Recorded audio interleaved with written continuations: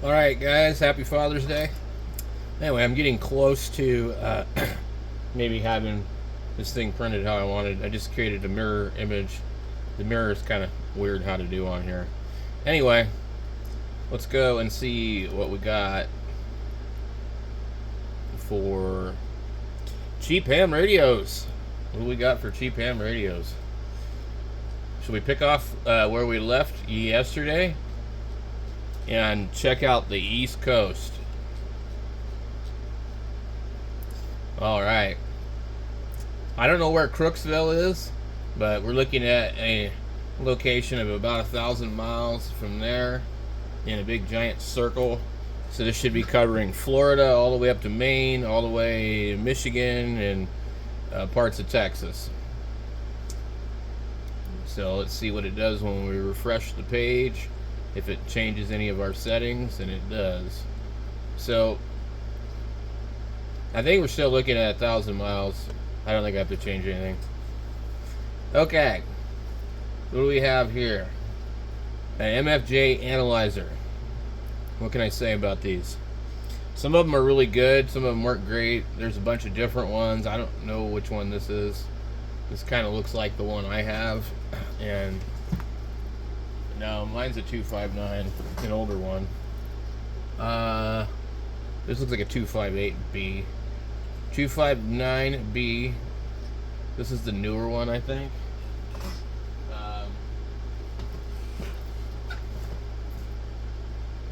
I gotta stop. I got a printer failure. Alright. We made some minor adjustments to the printer because it was loose this way and that way. Apparently, we gotta make some more stuff. We're gonna have to redo this damn thing. Okay, so I'm gonna look at this while I'm recalibrating my printer. Okay. So, I don't know where this is. These are usually $259 new. For $100, it's not a bad deal. I just don't see any point in owning one. I guess unless you don't like the nano VNAs. I personally prefer the nano VNA.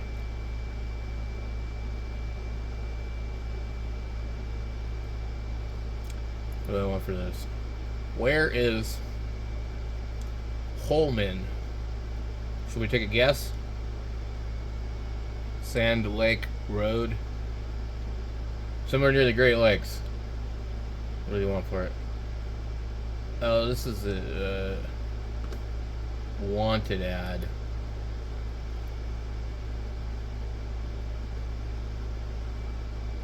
Rig expert.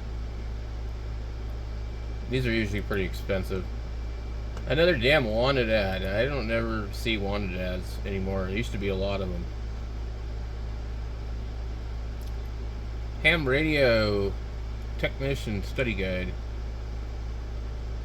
Lots of rare military radios. These are really rare. Nobody else wanted them either.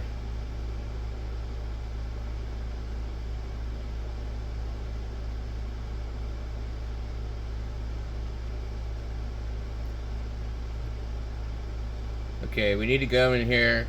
We've clicked hide duplicates, but apparently this person here has figured out a way to somehow get around that.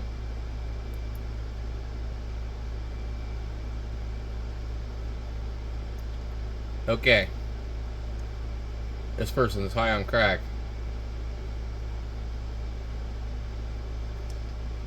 I sold my HR 2510 like new in a box for $100 when I sold it not too long ago, maybe like 4 years ago. A lot of these people are nuts. They want too much money for stuff. $550 for an FTDX10, but a picture of an 891, and it's a CB radio too. I don't know if you guys knew this.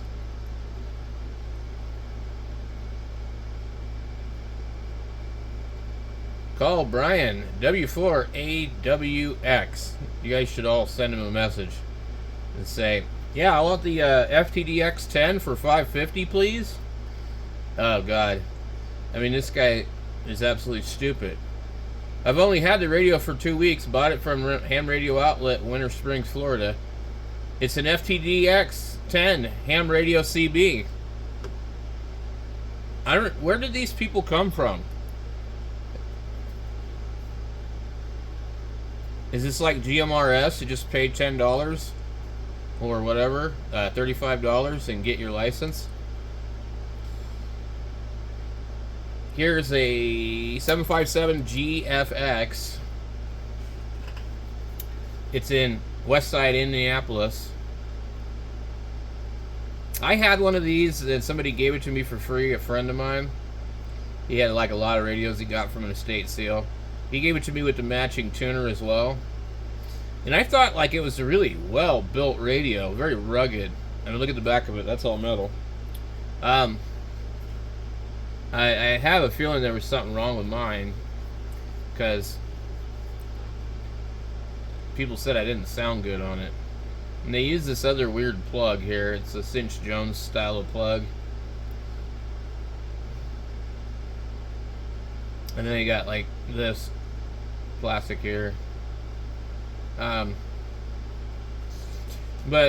the radio is all heatsink, and they were truly different back then. They do not make these delicate flower radios like this anymore. These are, by the way, horrible power supplies that he's showing there. But $260, and you're a new ham, there you go. You get a radio with a power supply that'll get you by until you can find something better.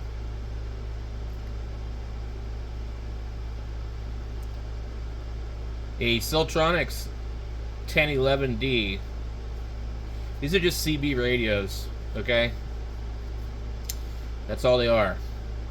And they're so old now that they're gonna need something. Here's the 891, 550.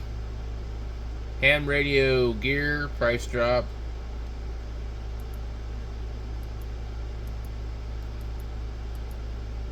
I don't know what it does with hams and Heil microphones. I mean, I haven't heard any that really sounded amazing ever. And I've heard a lot that sounded really bad.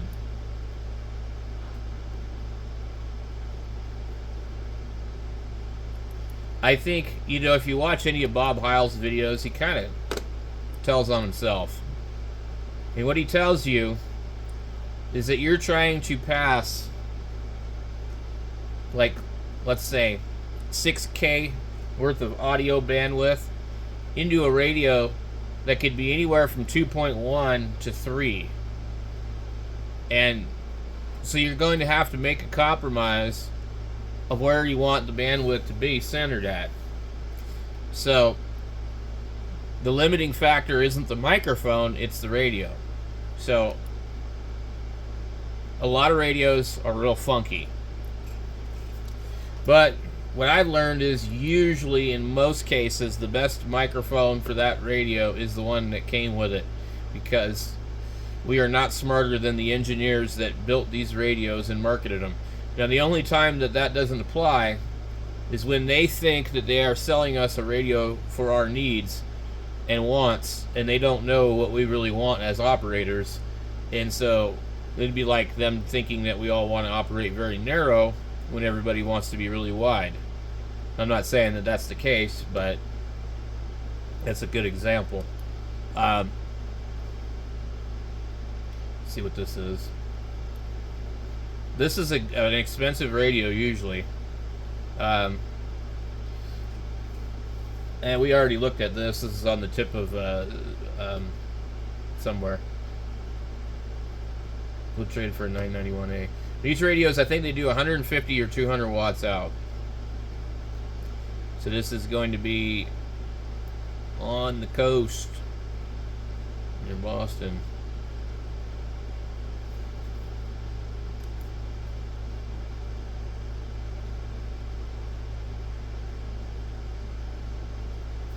Midland GMRS No, Midland CB.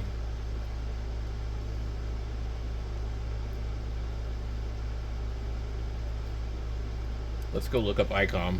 We didn't check ICOM on here yesterday. We'll just see what we get. We might get some really good stuff. 7,300 for new price. 718. This is just not a good radio. I don't know. Maybe I had a bad one.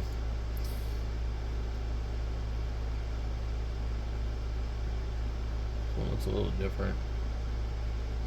Now, I know they've changed them over the years, and they now come with the 7,300 microphone. And maybe they sound a lot better. But this radio doesn't even have FM. You can't even do 10 meter FM on this stupid thing. And it's actually a pretty big radio, and it doesn't even have a tuner. And the receive audio out of it's kind of horrible. Here is a Marine sideband radio. I don't know if it's like going to be like channelized. I think these radios are, I don't know what they cover, but they're kind of interesting. What does it say? Best offer. So, you know, I mean, something like this, you never know. I mean, they might only want $50 for it. They're not a ham operator, probably. They probably just had a boat or something, you know. 706 Mark II-G with 30 amp power supply and tuner for $500. That's a pretty good deal.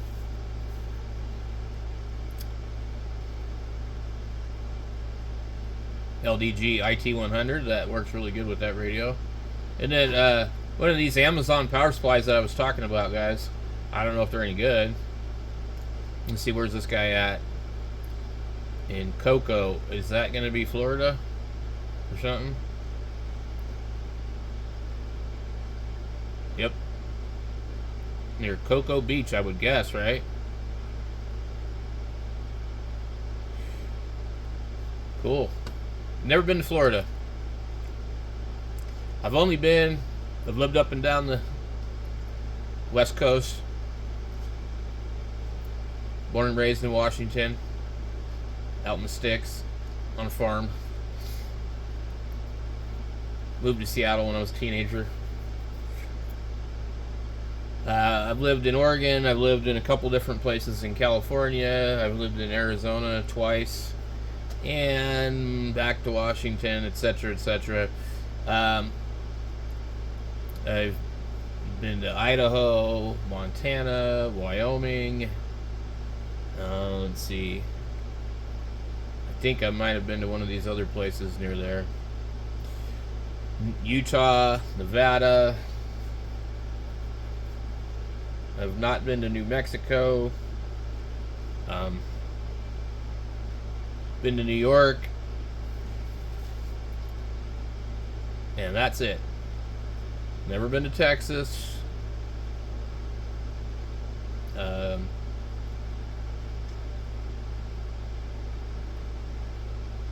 yeah, I think we went to the go see Old Faithful erupt on our way moving down here, and I went and slept in the car because it was like, hey, you got to wait like 3 hours or something. Ridiculous. I'm like, I don't really care. I wasn't really interested in the whole deal. There's some more ICOMs. ICOM 737 for $400. I didn't like that radio at all. $700 for an ICOM 756 original. We've seen all these. 720A. That's really, really too old of a radio. If it was like less than $100, maybe.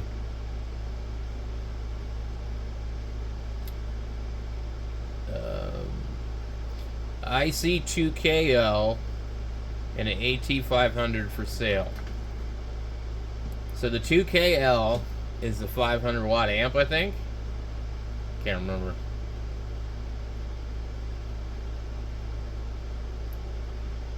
So I have the tuner.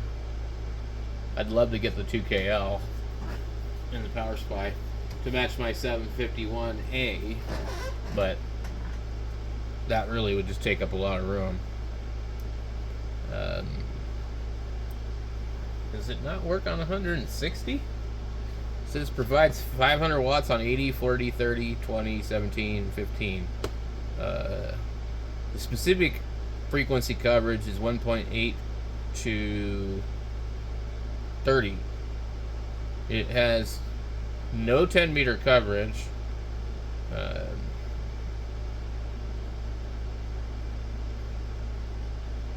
The IC2K LPS power supply unit is wired for 240 volts, but is easily changeable to 120. Includes connecting power. I think that's a lot of money for this. You would just pay out the nose for a 500 watt amplifier and tuner. There's no reason to do it. 756 Pro 2 for $625. That's a great deal.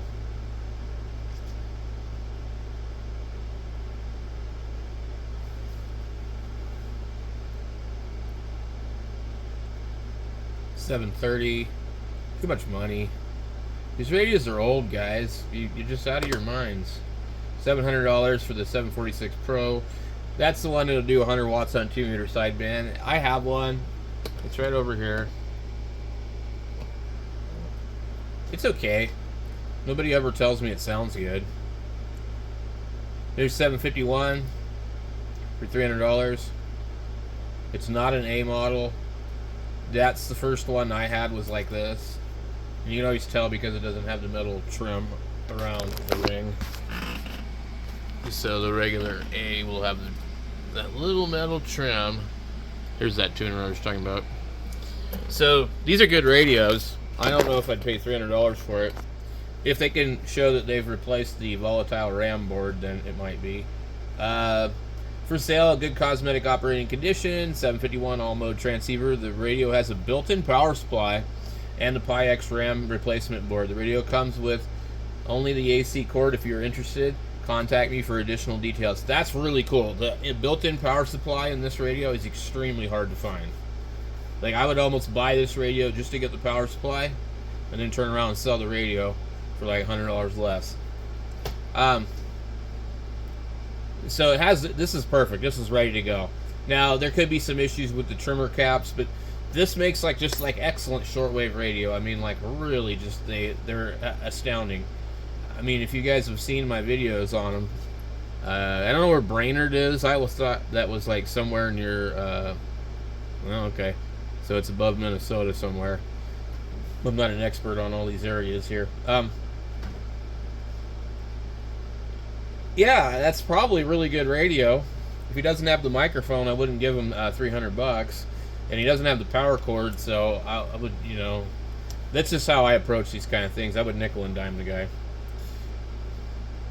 Because you need to add the cost of what it would cost you to obtain those items. I'm not saying to just like, you know, basically like cheapskate screw the guy, but I'm just saying like, you know, getting the microphone for that radio is going to be a pain in the butt. I'm not sure what this thing just did. Oh, I backed out, and what it did, Craigslist loves to do this crap, is it backs out to your last search. So anyway, I think that's an excellent deal. I would just want to make sure that it's got the microphone. It's $7,300 for $850. I've been seeing these on occasion sell for like $600 at Hamfest and stuff like that. Sometimes they have something wrong with them. This comes with a Samlex 1235 power supply. This is the new version of the 1235M. And this power supply is going to run you, I think, at least $199 now. They used to be about $179, $159. So you'd be spending another $200 on that. And I think with the radio, you know, used, they command about $800, you know. You really aren't going to find them often for a lot less, and sometimes they're more. And they're going to be about $1,100 out the door with tax in most places. So, you know, I think that's a pretty good value as long as there's nothing wrong with it. I don't know where Richfield is. West Bend, Hartford, Watertown, Madison, Milwaukee, Wisconsin.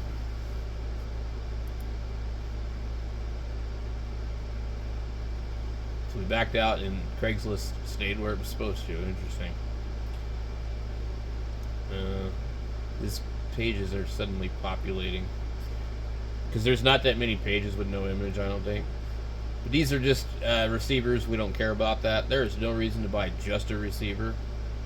Here's an ICOM maritime radio. Here's a 730 for $400. That's too much money, guys. Full ICOM ham radio shack. He's selling a 7300 and a 9700. Let's just say 800. You'd be let's see, the 9700 costs more, but let's just say 800. So 160, and then like 2 power supplies, $100, $200, on 1800. I'm not sure where the $3,000 is coming from.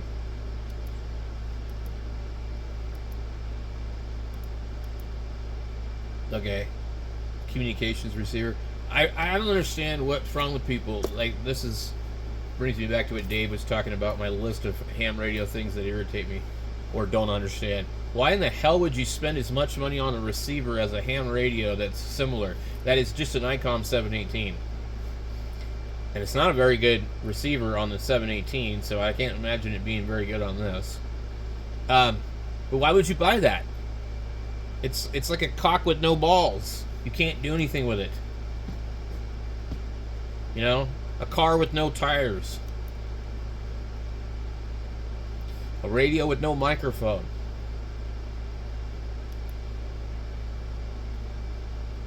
So anyway, I don't know why this guy wants that much money. He's out of his mind. He thinks because he saved the boxes that it's worth like brand new prices. ICOM 728 for $450 in Maryland. That is too much money for that radio. I'm sorry. I see those all the time for under $300. It's a very, very simple radio. I'll show you. So it's not a flagship radio. It's not a desirable radio. It's nothing that anybody cares about. Most people wouldn't want it. I don't know. It might sound great. It's kind of one of those in between radios. I would say this. I'm sure it's made better than anything that they sell today, but it's not worth $450 even with the Astron power supply.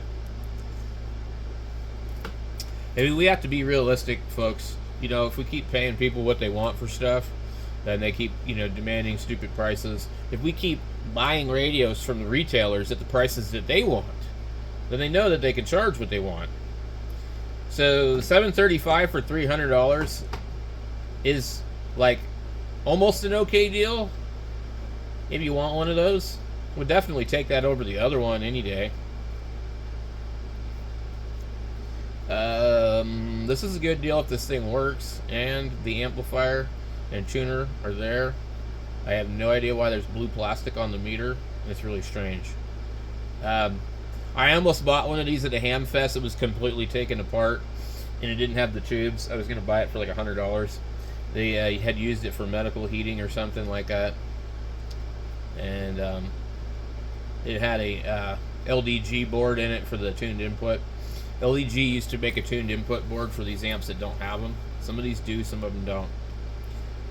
Dentron Clipperton LH linear 2K SW PEP input amplifier plus Dentron tuner. I purchased this pair at a swap fest some time ago and never had a chance to test or run the system.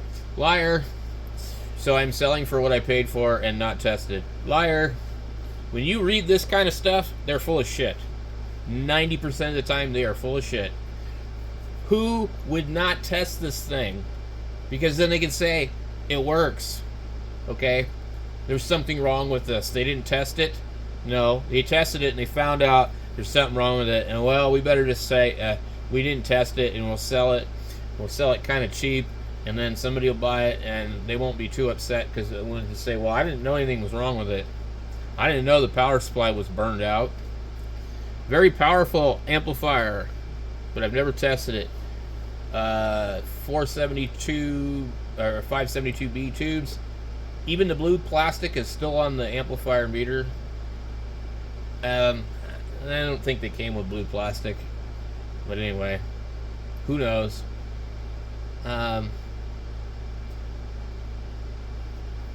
Okay. Well, you got some guy named Larry, and I've met a lot of shady guys named Larry.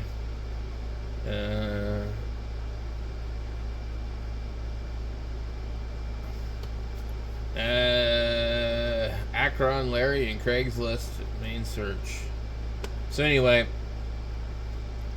buyer beware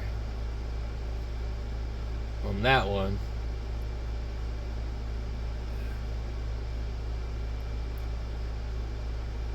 But it could be a good deal. I'm sure it's broken though.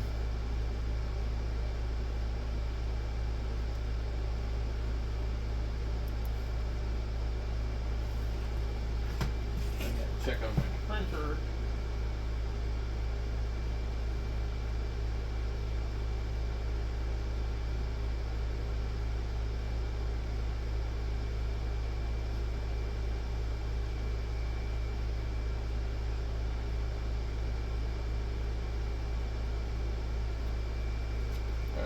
Right back. I gotta set my Z offset. All right, I'm back. Okay, so I got my thing set. Here's it says ham radio, but all I see is CB radios. So when I was a kid, I'm 47 years old. We all had CB radios, and we had Radio Shack walkie-talkies and stuff. But I wasn't like the CB operator like you guys are thinking of. And I had a job in the field as a kid. I was like 12, maybe 13 or something, picking strawberries on a local strawberry farm. I lived out in the country. And I bought a Uniden Pro 520. Yeah, 520. And at the time, those were $89. But they were made in the Philippines. It's a tiny little radio. I had a couple of these other Radio Shack radios that were a lot older, but I bought that because that was all I could afford that they sold at the truck stop. And I remember this guy, it was in Mount Vernon, Washington. It's called Truck City, and it was a truck stop that sold coax, antennas, CB radios, and I think they probably sold illegal stuff too. But the guy had a bunch of fingers missing and stuff. And I'm watching him solder up the coax cable for me and put ends on it. You know, and he only had like a thumb and like maybe one finger. And it's probably a farm accident because there's a lot of agriculture over there. Anyway, he was telling me and my dad how I needed to buy a Uniden Grant because they were better than the Cobra 148, but they were made by the same company. And that was like, oh wow. But I couldn't afford it. You know, I don't remember how much they were back then. They were probably $150 or something, or maybe they were more like $200. I'm thinking they might have been more expensive than they are today. But I was glad I brought my dad in there because this guy was cool. He convinced my dad that the stupid Radio Shack power supply, that the 3-amp power supply that it was unregulated, was junk. And so he sold me like a 25-amp pyramid power supply back when they were really nice, regulated and everything, and had us buy RG213 or some really good coax, and then some astroplane antenna. You know, it had the hoop on the bottom. But I had all that, and all we did was talk local on the radio. There was some kids down the road from me my age that had radios. And we basically all fiddled around with radios and worked on stuff. And, you know, one of the kids in my class was a ham. He was a technician. You know, he'd bring magazines to school and stuff. And he had like a 10-tech Argosy and a butternut antenna. And I would, because of him, I started to look at the magazines at the local library. You know, they had QSTs and whatever, and the ARRL handbooks that you could check out. So back in the 80s, I really wanted to get into ham radio. I really wanted to build stuff, and you know, I had electronic sets and all that, and soldering irons. My parents hated me because I burned holes in the floor and stuff, and you know, because we had like a vinyl floor. It was a double wide mobile home that was like brand new. So anyway, that's what I think of when I think of CBs. That my kind of my childhood, you know. But I didn't get into ham radio until 2014, and it started the same way. I found I was very, very much just into cars and stuff like that. And, you know, when I was younger, women in cars and welding and, you know, just that kind of stuff. I wasn't interested in nerdy stuff or, you know, building stuff or radios or talking to people I didn't know, you know. So when I started to try and get sober, I think was when I started to kind of retouch base with this kind of stuff. But anyway, so every time I see these, I kind of think of that. So long story short, I found a old Radio Shack radio at a Goodwill thrift store in about 2012 that I used to own. I'd had Jeeps and stuff that had CB radios in them, but I never used them. But anyway, I had this radio. I hooked it up, and I heard people, and I couldn't talk to them. They couldn't hear me. So then I made a homemade antenna. I made a homemade ground plane. And then they could hear me. And then I talked to them, and they're like, you need to buy this, and you need to get this, and you need to get your ham radio license. And so kind of how it happened. Anyway, this is not ham radio equipment. Most of it anyway. So I know sometimes I talk bad about CBs, but I like the CB radio. I had a lot of fun with it as a kid. I just don't like the stupid people that partake in it. And we have the same stupid people in ham radio too. I mean, there's idiots in every hobby. So, you know, there's not a lot you can do about it. But the average of stupidity is much higher on Citizens Band. We all have known people over the years that just blow up radio after radio and ruin things, and, you know, they're just train wrecks. And I don't know what it is, because some of them don't seem like they're that stupid, but maybe they are. Hey, look, you can get some cop car lights, vintage. I've noticed lately, they have vehicles that have red and white on them that are not law enforcement in Arizona. And it really irritates me because, and I don't know if it's a cop or not. So we're not seeing much under the ICOM moniker. The 710 for 800, I would not buy it. I would just go buy a new one.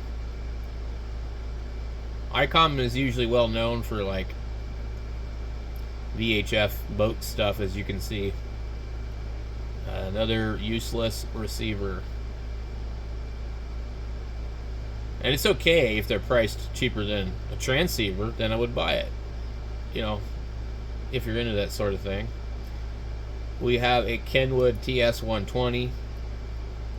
So a lot of people don't know about a lot of these older Kenwoods and Yaesus is they use Toshiba 2879s in the finals. And there are people that buy these radios for as cheap as possible and just literally remove the finals and then build CB amplifiers with them. I don't know how that's cost effective, but the point is that these radios here are going to be absolutely bulletproof because they have a pair of finals in them that are capable of well more than 100 watts. In fact, if I'm not mistaken, usually one old Toshiba can really put out about 150. So you would technically, you know, the radio probably can't handle it, but the finals could probably put out 300 watts. I don't know what they want for this. Lenore City. Where is this? Oak Ridge. Knoxville. I've not seen anything in Tennessee, really. Interesting. A boat, and a boat, and a boat. ICOM 740 is a really good radio, guys. It's kind of got those sliders like the 730. It's sort of like got this goofy thing on the VFO knobs I don't care for, but I believe it has regular non-volatile RAM. It's really similar to the 751. This one has what looks like the built-in power supply, And that's what I kind of liked about these radios from this era. They had a built-in power supply. Um, this is the crazy plug for the tuner, if you have the big tuner. I push button here for ground wire, receive loop right here. Just lots of stuff on them. I don't know what they use for transistors in these. They don't use Toshibas. So, like, if you do have a problem with these, you will have a hard time finding finals. But I've never heard of it happening. The $250, that's a really good deal. Where is Spring Hill? Let's go take a look. Is it like somewhere on the East Coast, or is it over by the water? It is near Tampa, Largo. A lake something.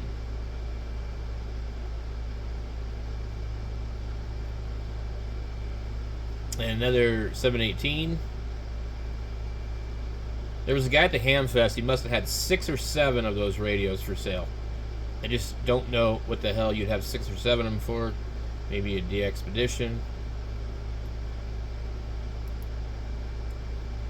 We have bundled duplicates, but we're getting duplicates. That's interesting.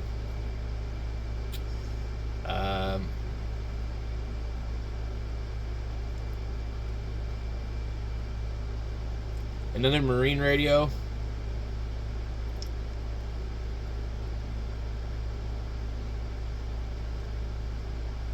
And usually marine radios do 150 watts, not 100, so that's another thing to consider, guys. There's a Drake. A picture for unwanted electronics.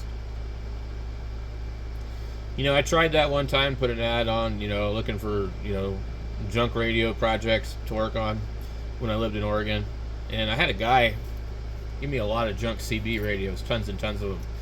And most of them worked, or they were easy to fix. I must have gotten like 50 radios from this guy. So I sold them one by one on eBay. And I fixed them and learned a lot from them. It was really cool. It was when I first got my tech license.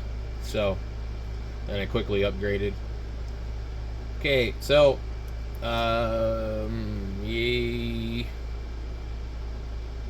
Sue. I hear these guys say, Yakimo or Yasu. Y-A-E. Yay. Yay. Su. Not Ya. Yaesu? I mean, that might be right, but Yasu? There's an E right here, guys. Ya. Ya. Alright. We got FTDX 10 ham radio, CB radio. You guys really need to call this guy. They're like, I've got 550 right now. I'll take the FTDX 10. This is the same picture. It's Pinellas County. If I was really bored, I'd investigate a little further to see if it's a scammer. It could be. Here is a Yaesu 9000. I think. I mean, I don't know if they're worth that much money. I guess if you're a contester and, you know, you just got into ham radio, maybe that's the radio to buy. The 1000 MP for $825. I think that's a good deal. I missed the one I had. So the closest thing I have to it is my baby 1000. Which actually I think is a little better. Just don't tell nobody. Then the prices of the 920s will go up. Okay. So yeah, these are great radios. They have diversity receive. You can listen to one VFO in one ear and the other in the other.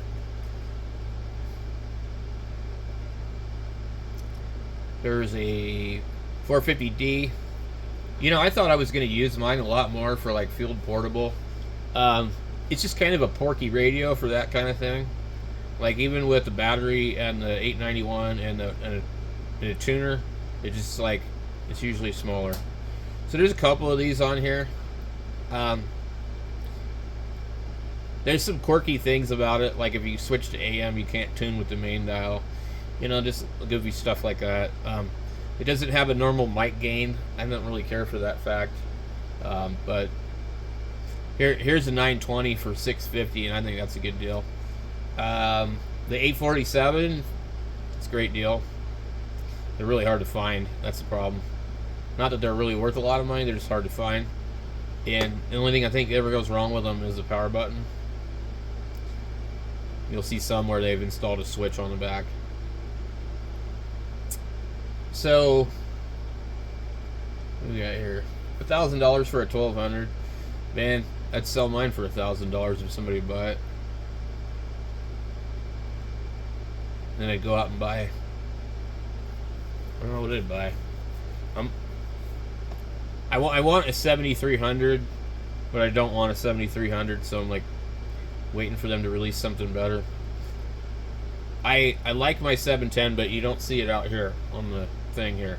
And the reason that I don't use it is it's really kind of small. I think I'd actually rather use it for portable. But you know, call me a stickler, but I just really don't care for radios where the tuner doesn't improve receive. It is not. The tuner is out of line on RX. It's only in line on TX. And one of the reasons that that's important, and you guys have mentioned things before saying, well, what's the big deal? The tuner it acts as a bandpass bandstop filter, okay? So on receive, when you have a tuner and you're tuned to a specific frequency, you're attenuating all of the frequencies and interference outside of that like pass band area where the SWR looks good. And without that, you're subject to broadcast interference, somebody bleeding over on another band really strong that lives nearby you, you know, all that stuff.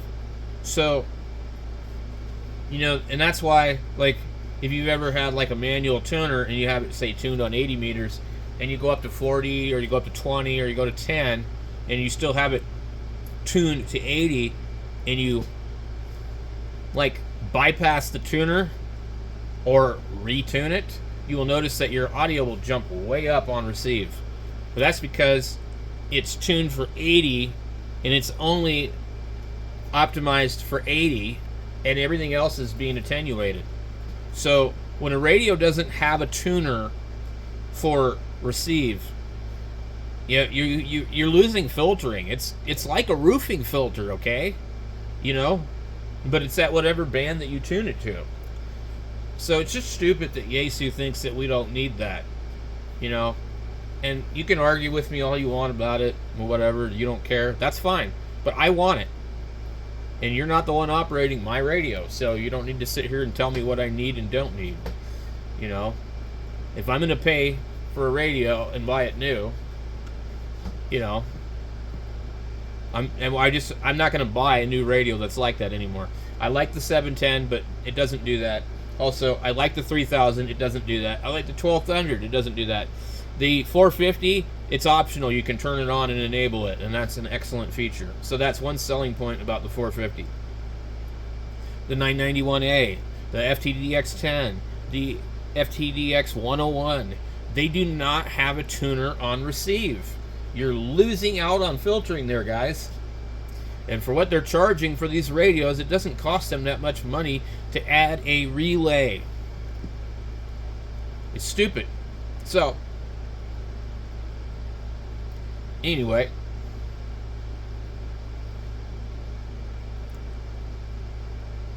what's this? Oh, this is the 767 GFX or GX. Yeah, these are cool. If it has the modules and everything that you need, it might be a good deal. There's a lot of Yaesus on here. Okay, we're at the last page. These are hard to find. Sometimes they have problems. It's a really compact radio. The FT100D. And this came out before the 857D. So here's one for 600. I don't know if it's the same guy here. Yeah, White Lake.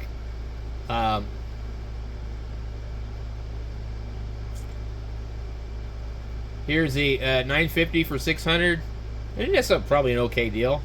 This got replaced by the FTDX 1200, so the tuner might actually work on receive. YT 1200 auto tuner. I don't know, but I think that might be a legal limit. No, it's just a tuner for the 1200. Okay, never mind. Yeah, it's too small. $700 for a 710. I think I'd probably still just buy a new one.